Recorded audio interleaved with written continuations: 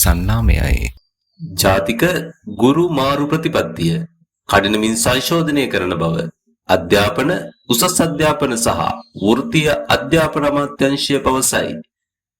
නියෝජ්‍ය අමාත්‍ය මధుර සෙනවිරත්න මහතා සඳහන් කළේ ඇතැම් පළාත් පාසල්වල ගුරු හිඟයට ජාතික පාසල් වලින් ගුරුවරු මාරු කිරීම දැනට පවතින ක්‍රමවේදය අනුව සංකීර්ණ කාරණයක් බවයි.